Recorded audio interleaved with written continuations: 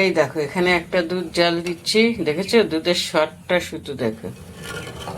এই দেখো এই দুধটা দিয়ে একটা জিনিস বানাবো, ওই জন্য এই দুধটা এত ঘন ঘন করে জাল দিচ্ছি। আর এইটা আজকে নিয়ে এসছি মাদার ডেয়ারি দুধ, এটা দিয়ে এখন টিফিন হবে। এই দেখো দুধ জাল দিয়ে যে মুড়ির মধ্যে নিয়ে নিয়েছি, কখন যে ঠান্ডা হবে কে জানে।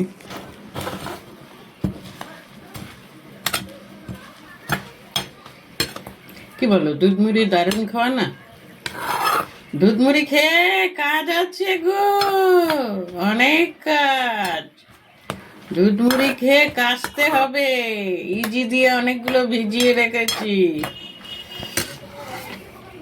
কেচে তারপরে আরো কাজ আছে। রুটিন বাই রুটিন, কাজের কোনো শেষ নেই, মার খাওয়ার কোনো বয়স নেই, বুঝতে পারলে?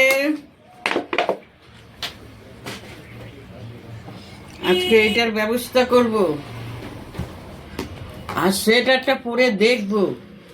আচ্ছা সোয়েটারটা পরি, হ্যাঁ তোমাদের দেখাই তো। এই দেখো সোয়েটারটা, সোয়েটারটা না বাড়বে জানো, এই দেখো অনেক বাড়বে। বেকার আনলে, বড় আনলে কি হবে জানো, ঢল ঢলে হবে। এই দেখো, দেখেছ? এই দেখো সোয়েটারটা ঠিকই আছে গো। এই দেখো অনেকেই বলেছো যে সোয়েটারটা পাল্টালে একটু বড় আনলে ভালো হয়, আমি বলছি তোমাদের এইটাই ঠিক আছে। এই দেখো আমি পরেছি তো, বেশ ভালোই আছে, রেখেই দেই বলো। আমি কালকেও পরেছিলাম, অবশ্য কালকে তাড়াহুড়ো করে পরেছি। এটা না যখন ছাড়বে তখন ঠিক হয়ে যাবে, নতুন না ওই জন্য এরকম। এই দেখো, এই দেখো দেখেছ, এটা ছাড়বে। সোয়েটারটা ঠিক আছে গো বন্ধুরা, ওই জন্য আর পাল্টাবো না।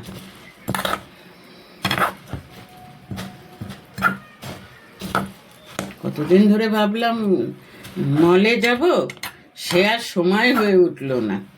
মলে যেতে ইচ্ছা করে না কেন জানো আমার, একটা জিনিস কেন দুটো জিনিস কেন 1 ঘন্টা লাইন দিতে হয় এটা কাউন্টারে, ওই জন্য আমার যেতে একদম ভাল লাগে না।